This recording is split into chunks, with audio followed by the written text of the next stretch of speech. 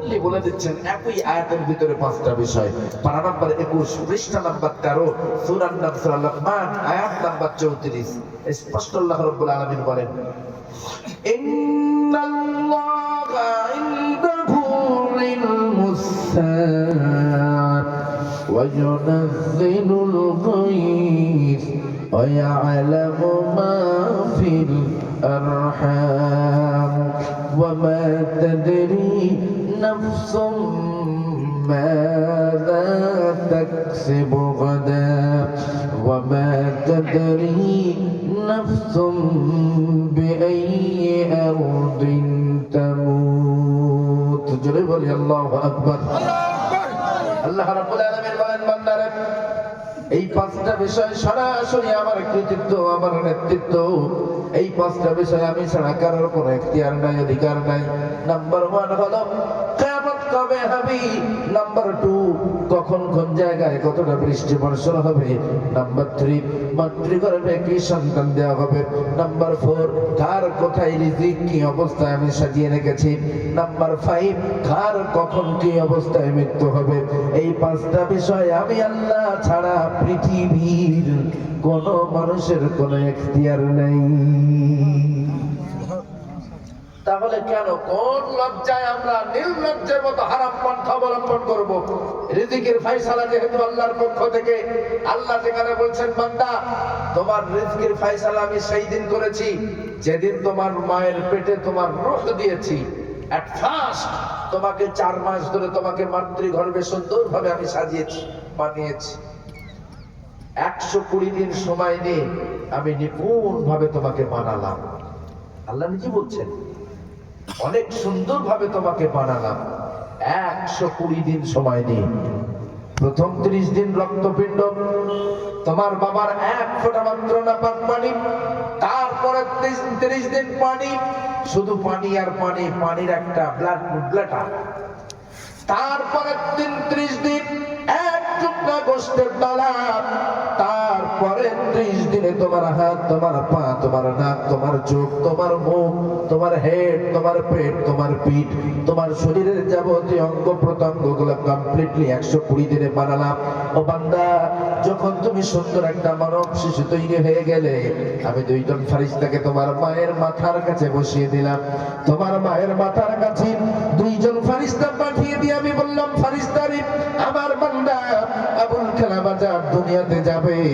দুনিয়াতে কত টাকা সে ইনকাম করবে, দুনিয়াতে কতদিন সে বেঁচে থাকবে, দুনিয়াতে কত গ্লাস পানি সে পান করবে, কত কেজি গরুর গোশত সে খাবে, কত কেজি চাউল খাবে, কত কেজি ডাউল খাবে, আমি তার মালিক বলে দিই। তুই হাতে কাগজ নে, কলম নে, তার বাজেট নামায় আমি বলে দেওয়ার সঙ্গে সঙ্গে সেগুলো লিপিবদ্ধ করে দে। বান্দা, আমার ওই বান্দা কতদিন বেঁচে থাকবে সেটা আমি আল্লাহ বলে দিচ্ছি। তুই তার বাজেট নামায় লিপিবদ্ধ কর।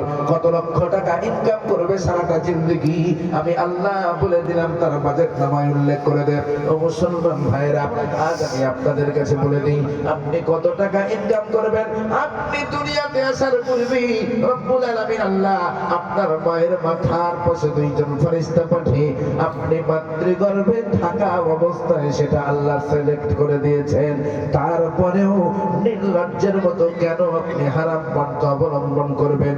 আল্লাহর কসম, আল্লাহর কসম, হারাম পন্থায় অর্থ অর্জন করে যদি আপনি নামাজ পড়েন, আপনার নামাজ নামাজ নয়, আপনার রোজা রোজা নয়, বরং হারাম অর্থে বাজার ঘাট করে যদি খাওয়া দাওয়ার পরে রাত্রিতে স্ত্রীর সঙ্গে থাকেন, আর ওই রাত্রে যদি সন্তান গর্ভে ধারণ করে আপনার বিবি, বিশ্ব নবী বলে বৈধ বিবির পেটে অবৈধ সন্তান হবে। বিবি বৈধ, বিলকুল সন্দেহ নেই।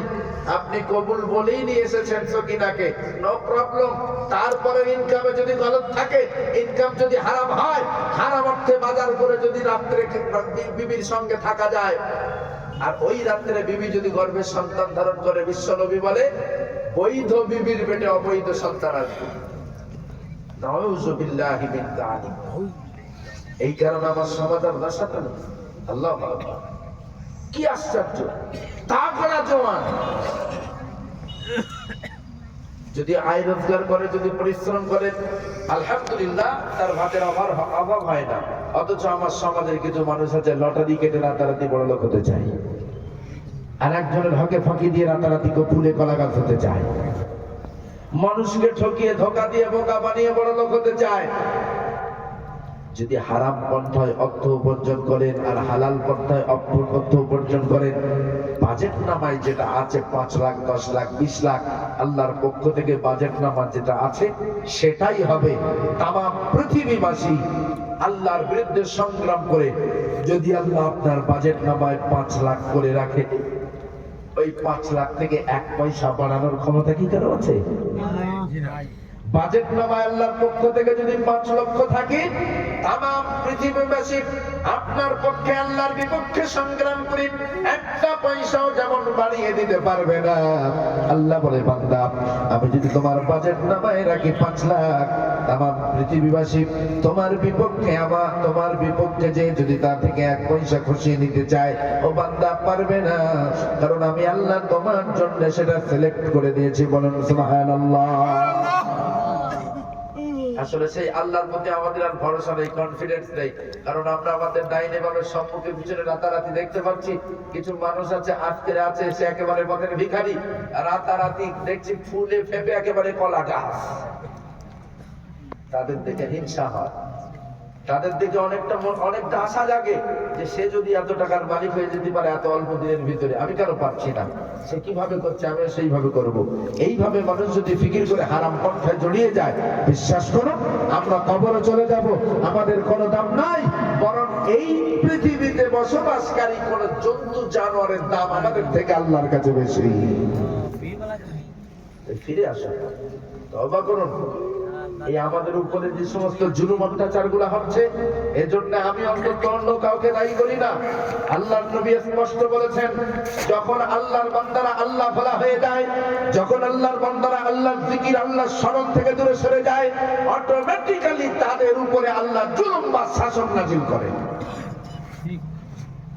এই কথাটা বিশ্বনবী। সুতরাং আজকের আমাদের মাথার উপরে কারা আছে, কারা নেতৃত্ব দিচ্ছে, তাদের গালি দিয়ে কোনো লাভ নাই। এটা তো আমাদেরই কর্মফল, ঠিক কিনা? এটা তো আমাদেরই কর্মফল। হ্যাঁ, আমি আপনাকে চ্যালেঞ্জ করে বলে গেলাম, আপনি আল্লাহওয়ালা হয়ে যান, হারাম ছেড়ে দিন, হালাল পন্থা অর্জন করুন, আল্লাহকে ভয় করুন, আল্লাহর স্মরণ, আল্লাহর জিকির অন্তরে রাখুন। পার্টিকুলার আদর্শ রাসূলের গণ্ডির ভিতরে আপনি সীমাবদ্ধ থাকুন, আদর্শ রাসূলের বাইরে যাবেন না। নির্লজ্জের মতো পাগলা পানি পান করে রোডে ঘাটে চলবেন না, ফ্রি ফায়ার খেলবেন না, পাবজি খেলবেন না, পরকীয়া করবেন না, বাড়িতে বৈধ বউ থাকতে অন্য মেয়ের সঙ্গে সম্পর্ক তৈরি করে অযথা করবেন না। পার্টিকুলার আদর্শ রাসূলের মাপকাঠির ভিতরে আপনি সীমাবদ্ধ থাকুন, দেখবেন নিশ্চিত আপনার ডাইনে বামের সম্মুখে পিছনে নন মুসলিম যারা আছে, অটোমেটিক্যালি তারা আপনাকে দেবতার ন্যায় দেখবে। জোরে বলুন ঠিক কিনা? আমাদের চরিত্রের দিকে তাকালে বমি হয়, বমি।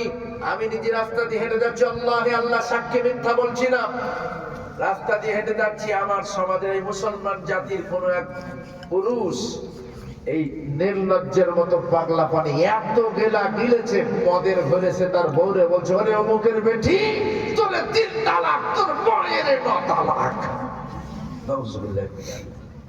নিজ কানে শুনেছি। মদের ঘরেছে, তার বউকে বলছে, ওরে অমুকের বেটি, তোরে 3 তালাক, তোর মায়ের 9 তালাক। আমি থমকে দাঁড়িয়ে গেলাম। বউ যদি তালাকযোগ্য অপরাধ করে, তাহলে সিস্টেম ওয়াইজ মাসে 1 তালাক, এমন করে 3 মাসে 3 তালাক দিয়ে বউকে তালাক দেওয়ার অধিকার শরীয়ত তোমাকে দিয়েছে। যদিও তুমি 1 বৈঠকে 3 তালাক দিয়ে কাবিরা গুনাহ করেছো, তারপরে বউকে তালাক তুমি দিয়েছো, বউয়ের মাকে 9 তালাক দেওয়ার অধিকার তোমার কোন বাবা দিয়েছে? যখন আমি এমন করে বললাম, সে লজ্জায় বানাতে করলো। আর মহিলাটা বলছে, হুজুর এমন যে জীবনে কতবার বলেছে, তার কোনো গুনাহগাতা নাই,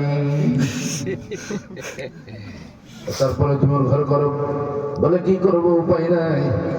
বাবা গরিব মানুষ যদি বাবার বাড়ি চলে যায়, বাবা দ্বিতীয় জায়গায় বিয়ে দেবে এমন শক্তি বাবার নাই। দোহাই লাগে আপনার ও সোনা বন্ধুরা, মুসলমান আপনি, আল্লাহ আপনাকে অনেক ভালোবেসে মানুষ বানিয়েছেন।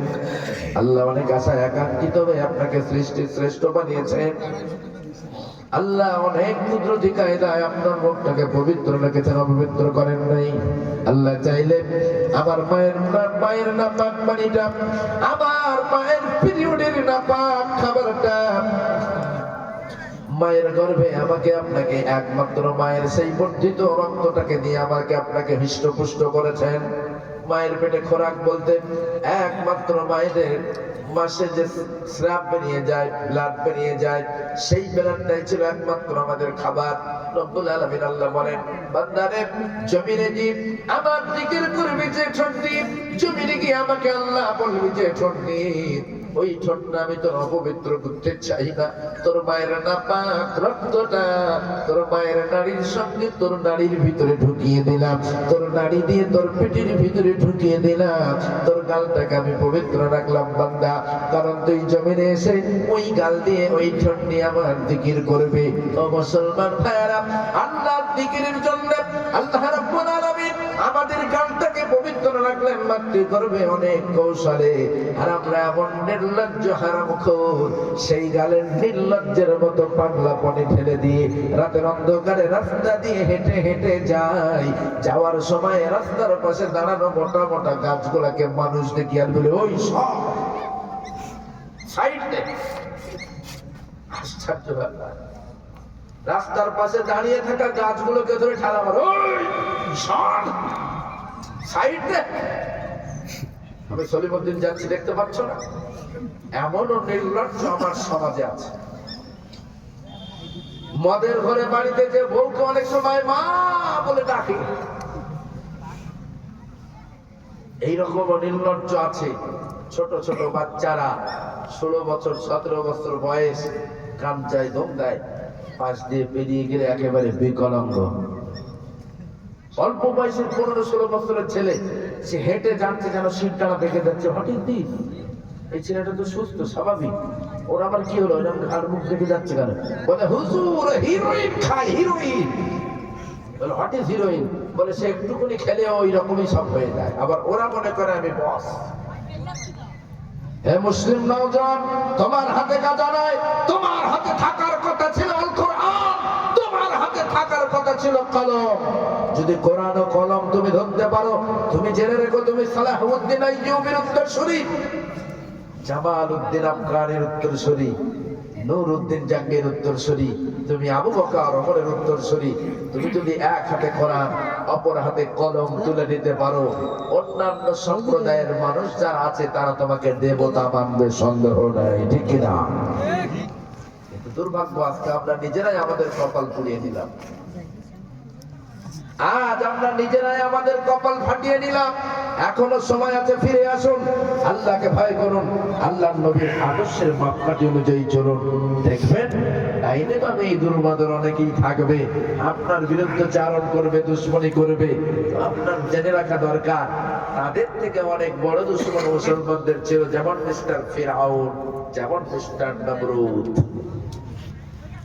আরে নমরুদের কথা, নমরুদ তো ডাইরেক্ট আল্লাহর সঙ্গে জিহাদ ঘোষণা করেছে। নমরুদের রাজত্ব যখন বেড়ে যায়, ইব্রাহিমকে ডাকে আর বলে, ইব্রাহিম তোমার আল্লাহকে বলো আমি তার সঙ্গে লড়াই করব। গভীর মনোযোগ। নমরুদ এত বাড়া বেড়ে গিয়েছিল, ইব্রাহিমকে বারবার ডাকে। ইব্রাহিম আলাইহিস সালাম যখন নমরুদকে দাওয়াত দেয়, আল্লাহকে ভয় করো, আল্লাহর উপর ঈমান আনো। নমরুদ বলে, কে আমার আল্লাহ? আমিই তো আল্লাহ। ইব্রাহিম চতুর্দিকে ঘুরে ঘুরে দাওয়াত দেয়। হঠাৎ করে একদিন ইব্রাহিমকে ডেকে বলছে, নমরুদ তোমার আল্লাহর পাওয়ার কত, তোমার আল্লাহর সৈন্য সংখ্যা কত, তোমার আল্লাহ থাকে কোথায়, তোমার আল্লাহর বাড়ি কোথায়, তোমার আল্লাহ কি আমার সঙ্গে লড়াই করতে পারবে? জিজ্ঞাসা করো। কি বলছেন? নমরুদ বলছে, আল্লাহ কি আমার সঙ্গে যুদ্ধ করে জিততে পারবে আর আমার সঙ্গে যুদ্ধ করতে পারবে? জিজ্ঞাসা করো, আমি তার সঙ্গে লড়াই করবো। তো ইব্রাহিম আলাইহিস সালাম তো এই গাঁজাখোরের কথা শুনে কিছু মাইন্ড করেন না, তার খেয়াল এসে থাকে। বারবার ইব্রাহিমকে বিরক্ত করে, কি ইব্রাহিম, বুঝতে পেরেছি তোমার আল্লাহ বুঝি ভয় পেয়ে গেছে। বুঝলেন না? দাম্ভিকতা ও অহমিকার বশে পড়ে ইব্রাহিমকে লক্ষ্য করে নমরুদ বলছে, বুঝতে পেরেছি তোমার আল্লাহর সে ক্ষমতা নেই আমার সঙ্গে লড়াই করে জয়লাভ করার। না, নাউযুবিল্লাহ। ইব্রাহিম তারপরে সেটা কেয়ার করলেন না, ইব্রাহিমের পথে আছে। আবার একদিন ইব্রাহিমকে বিরক্ত করে বলছে, ইব্রাহিম তাহলে তোমার আল্লাহ আমার সঙ্গে পারবেই না। এরপর ইব্রাহিম আলাইহিস সালাম অস্থির হয়ে গেলেন, একাকী হাত তুলে আল্লাহর কাছে থেকে আল্লাহকে ডেকে বলছেন, আল্লাহ আমি তো জানি আপনি কি, আপনার পরিচয় কি, কিন্তু নমরুদ আপনার চেনে না, আপনার জানে না, আপনার পরিচয় বুঝে না, এই জন্য বারংবার সে আপনাকে অসম্মানমূলক কথা বলে। রব্বুল আলামিন আল্লাহ যখনই পাঁচজন মানুষের সঙ্গে আমাকে ডেকে বলে, ও ইব্রাহিম তোমার আল্লাহ কি আমার সঙ্গে লড়াই করবে, আমি যদি কোনো উত্তর না দিই পাঁচটা মানুষ আল্লাহ সম্পর্কে বাজে ধারণা করবে। রব্বুল আলামিন আল্লাহ যদিও এটা একটা ছেলে খেলা, তারপরে আমি ইব্রাহিম আপনার কাছে ভিক্ষা চাই, নমরুদকে সাইজ করার জন্য অন্তত পক্ষে আপনি একটু বলুন। আমি জানি নমরুদকে মারার জন্য আপনাকে আসমান থেকে কামান দেওয়া লাগবে না। রব্বুল আলামিন আল্লাহ অনুমতি যদি আপনি দেন তাহলে একটা ডেট আমি তাকে দিই, একটা ডেট আমি দিই, তার সঙ্গে একটু খেলা শুরু হবে। আল্লাহ বলে, যাও ইব্রাহিম কোন ময়দানে সে নামতে চাই বলো, তার কত সেনা সৈন্য আছে সবগুলোকে নামাতে বলো, রেডি হতে বলো, সময় মতো আমার বাহিনী চলে যাবে। ও মুসলমান ভাইরা, হযরত ইব্রাহিম খুশি হয়ে নমরুদকে দাওয়াত দিয়ে এরপরে বললেন, ও বেটা নমরুদ, তোর কটা সৈন্য আছে সবগুলোকে জড়ো কর, অমুক ময়দানে জড়ো কর। আল্লাহ রাব্বুল আলামিন আসমান থেকে সেনা পাঠাবেন, তোর সৈন্যের সঙ্গে আল্লাহর সৈন্যের লড়াই হবে, তোর সৈন্যের গোষ্ঠীর আদা বাড়বে। আল্লাহ রেডি কর, কত সৈন্য তোর আছে। নমরুদের পরে তার নিজের সৈন্য সহ পার্শ্ববর্তী কান্ট্রির লক্ষ লক্ষ সেনাগুলো কি বাই কাতারে by rotation line by line দাঁড় করিয়েছে, সকলের হাতে তীর ধনুক নিয়ে এইভাবে দাঁড়িয়ে আছে। কোন দিক দিয়ে আসবে বলে, এই রোডে আসবে, ওই রোডের দিকে তাক করে তীর ধনুক তাকে একেবারে লক্ষ লক্ষ সেনা সমর্থ দাঁড় করিয়ে রেখেছে। হযরত ইব্রাহিম আলাইহিস সালামকে বারবার নমরুদ বলে, কই তোমার আল্লাহর সেনার খবর কি? বলে, অপেক্ষা করো আসছে। ও মুসলমান ভাইরা, সময় যখন একটু অতিক্রম হয়ে যাচ্ছে, নমরুদ আরো টিটকারি ক্রিটিসাইজ করছে, বুঝেছি তোমার আল্লাহ বুঝি আমার সেনা দেখে ভয়ে ফিরে গেছে। কত বড় স্পর্ধাটা! আমার সেনার বহার থেকে তোমার আল্লাহ সেনারা ভয়তে পালিয়েছে, ওই জন্য আসে না। যুদ্ধের ময়দানে ইব্রাহিম আবার হাত তুলে বলে, রব্বুল আলামিন আল্লাহ, অন্তত পক্ষে এত বড় সেনার কাছে আমাকে প্রতিপন্ন করো না। হাত নামিয়ে যখন আসমানের দিকে ইব্রাহিম তাকালো, দেখতে পেলেন একটা কালো মেঘ আসছে। আল্লাহ ওহীর মাধ্যমে জানিয়ে দিল, ইব্রাহিম টেনশন করো না, সৈন্য রেডি, নমরুদের সেনাগুলোকে রেডি থাকতে পারো, সৈন্য তোমার কাছাকাছি চলে এসছে। আসমানের দিকে ইব্রাহিম তাকায়, এক ধরনের কালো মেঘ মতো কোটি কোটি মিলিয়ন মিলিয়ন মশা আসে। নমরুদ বলে, কি রে ইব্রাহিম, তোর আল্লাহর সেনার খবর কি? বলে, ওই দেখো আমার আল্লাহর সেনা আসে। নমরুদ বলে, আমি তো দেখি আকাশে এক ধরনের মেঘ এসেছে, এখনই বুঝি বৃষ্টি বর্ষণ হবে, আমাদের জয়ধ্বনি ছড়াবো, বৃষ্টিতে ভিজে আমরা আনন্দ করব। নমরুদ বলে, অপেক্ষা কর বেটা। ইব্রাহিম বলে, অপেক্ষা কর বেটা, কটা ধানে কটা চাল বুঝিয়ে দেবে আমার আল্লাহ। কোটি কোটি মিলিয়ন মিলিয়ন মশা উপর থেকে নেমে আসলো, কারো বা নাক দিয়ে, কারো বা কান দিয়ে, কারো বা গাল দিয়ে, মাথায় ঢুকলো, মগজের ভিতরে কুড়কুড় কুড়কুড় করে ওই কোটি কোটি মশা লক্ষ লক্ষ নমরুদ সেনার মগজ গুলা কি খেয়ে খেয়ে মগজ শূন্য করে দিয়েছে। বলেন সুবহানাল্লাহ, সুবহানাল্লাহ। স্ট্যাচু দাঁড়িয়ে আছে সব, সেনারা যেভাবে তীর তাক করে দাঁড়িয়েছিল ওইভাবেই তাক করে দাঁড়িয়ে আছি, স্ট্যাচুর মতো দাঁড়িয়ে আছে। তারপরেও নমরুদের অহমিকা ধ্বংস হলো না। নমরুদ বলে বলে ভাবলো, আমার সেনারা তো খাড়াই আছে, এই তো এখনো আছে, ওই তোমার সেনা তোমার আল্লাহর সেনার কোনো পাত্তা নেই কেন? আল্লাহ এরপর একটা কাঠকে পাঠিয়ে দিয়ে বললেন, যা একটারে মাথায় লাথি দিয়ে ফেল। কাক একটা কি একটার মাথায় যখন লাথি দিয়ে ফেললো, সবগুলাকে যখন হুড়মুড় করে ধূলিসাৎ হয়ে গেল, পড়ে গেল। নমরুদ এইবার বাপ গেছি মা গেছি বলে নিজের ঘরের দিকে দৌড় মারলো। আল্লাহ বলে, দাঁড়া, যাস কোথায়? তোরে মারার জন্য ল্যাংড়া একটা রেখেছি, সেই নাম বলুন সুবহানাল্লাহ। খোড়া একটা ল্যাংড়া মশা নমরুদের কানের ভিতর দিকটি যখন ভিতরে প্রবেশ করলো, মগজে যে ঘুর ঘুর করে যখন কামড় দিতে লাগলো, নমরুদের মাথার এদিকে একবার এদিকে একবার এমন থাপ্পড় মারে যত মস্তি লাগে তত। থাপ্পড় মারা বন্ধ যখনই করে দেয়, আবার ভিতরটা তার জ্বলে পুড়ে ছারখার হয়ে যায়। নমরুদের পর লোক ফিটিং করে বলে, তাড়াতাড়ি করে থাপড়া, অটোমেটিক্যালি আমার মাথায় আঘাত করতে থাক। এমন করে চতুর্দিক থেকে নমরুদের মাথায় আঘাত করে। দুইজন ব্যক্তিকে দায়িত্ব দিল, সারাটা টাইম এমন করে আঘাত কর। আঘাত যদি করে তাহলে স্বস্তি মেলে, আঘাত করা বন্ধ করে দেয়, ভিতরটা তার জ্বলে পুড়ে যায়। দুইজন লোককে যখন আঘাত করতে দায়িত্ব দিল, হাত দিয়ে, তারপরে বললো, ওরে হাত দিয়ে হবে না, জুতা দিয়ে মার। বলে হাতের কাজ জুতো দিয়ে লাগা। এখন আমাদের জুতোগুলো তো স্মুথ, অনেক আরামদায়ক। সে যুগের জুতো কিনেছিল কাঠের খড়ম, তো ওই কাঠের খড়ম দিয়ে অটোমেটিক টুকুস টুকুস টুকুস টুকুস করে সারা রাত ধরে মারে। যখন একটু বেশি যন্ত্রণা হয়, নমরুদ রেগে যায় আর বলে, কেমন মারিস? যন্ত্রণা বন্ধ হয় না। রাগে কমে পিয়াদা দিয়েছে এক বাড়ি, ভকাস করে তো ভিতরে ঢুকে গেছে, একেবারে মগজ শূন্য নমরুদ।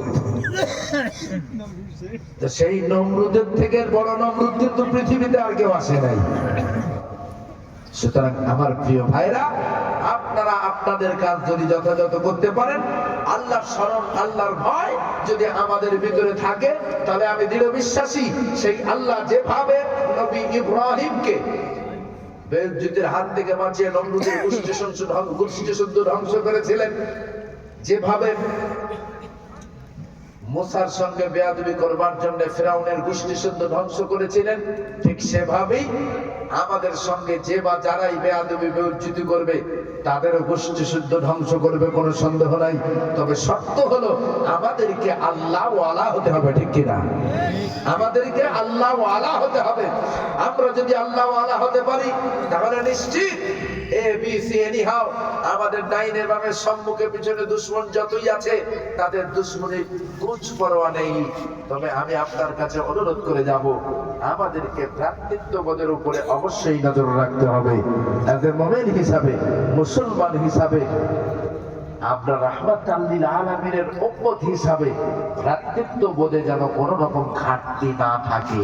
কারণ ভ্রাতৃত্ববোধ সম্পর্কে কোরআন যে থিওরি আমাদেরকে দিয়েছেন, কোরআন যে সিস্টেম আমাদেরকে শিখিয়ে দিয়েছেন, এই রকম ভ্রাতৃত্ববোধমূলক কথাবার্তার অন্য কোনো শাস্ত্র বলেনি। পারা নম্বর 7, পৃষ্ঠা নম্বর 20, সূরার নাম সূরা আনআম, আয়াত নম্বর 108। স্পষ্ট আল্লাহ বলেন, কোরআন খুলে দেখ, ولا تسبوا الذين يدعون من دون الله فيسبوا الله عدوا بغير علم كذلك زينا لكل أمة عملهم ثم إلى ربهم مرجعهم فينبئهم بما كانوا يعملون। জোরে বলি আল্লাহু আকবার। আল্লাহ রাব্বুল আলামিন বলেন, হে পৃথিবীর মুসলমানেরা, তোমরা যারা খোদা বিশ্বাসী, আল্লাহকে যারা রব বলে স্বীকার করে নিয়েছো, আল্লাহকে যারা সিজদা দাও, তোমার আল্লাহকে ছেড়ে অন্য দেবদেবীতে যারা বিশ্বাসী, কালী দুর্গা গণেশের কাছে দিয়ে যারা নমো নমো নমো করে, তোমরা তাদের বিরুদ্ধে মন্তব্য করো না, তোমরা তাদের ভৎসনা দিও না, তোমরা তাদের বিরুদ্ধে কটু কথা বলো না। কারণ ওই কালী দুর্গা গণেশের ভক্ত অনুরক্ত যারা আছে, তারা তোমার আল্লাহকে ছেড়ে না, তোমার আল্লাহ সম্পর্কে তাদের ইলম নাই, জ্ঞান নাই।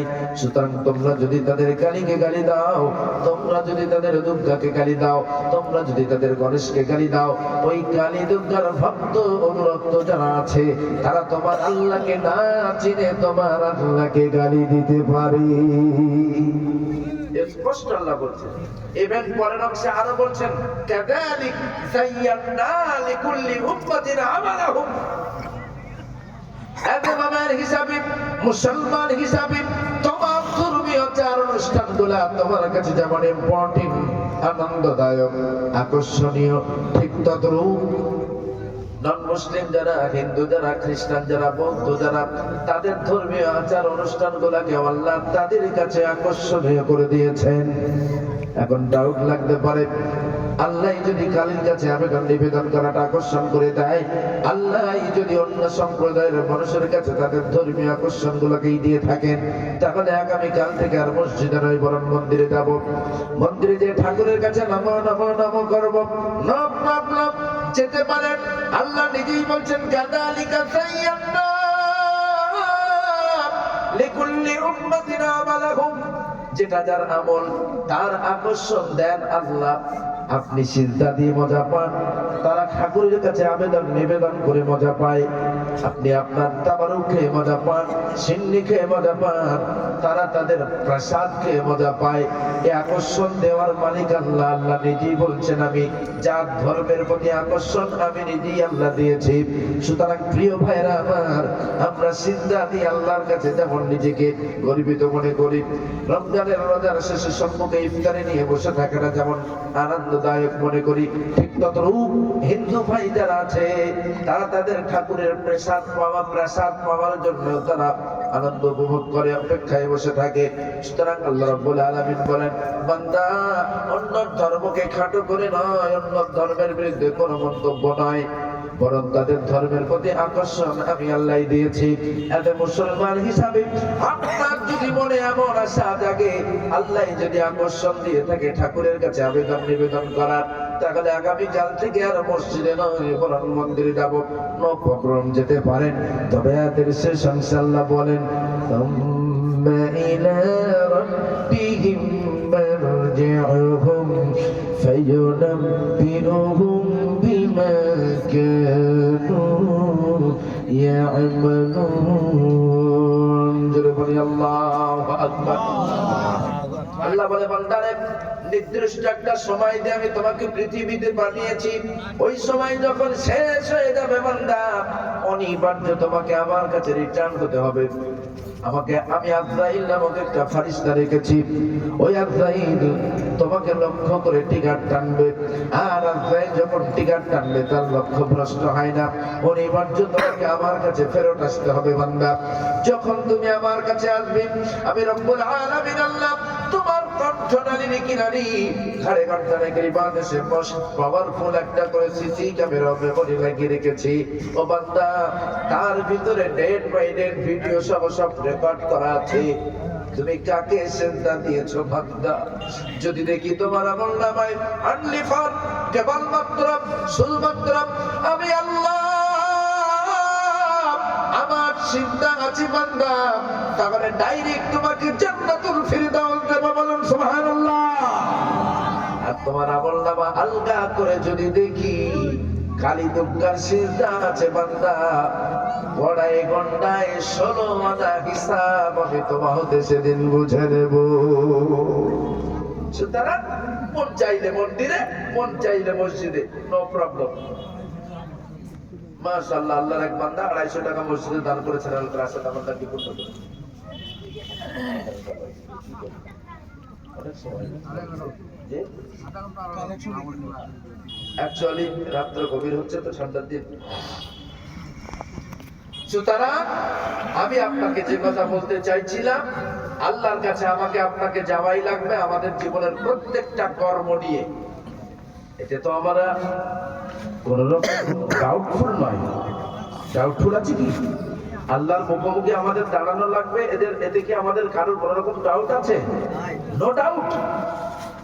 প্রিয় ভাইরা আমার, আমি আপনাদের কাছে বলে যাই, আপনারা হালাল খাদ্য ভক্ষণ করুন, মিথ্যা পরহেজ করুন, আর সমাজের যত নেশাদার দ্রব্য আছে হারাম নেশাগুলাকে ত্যাগ করুন।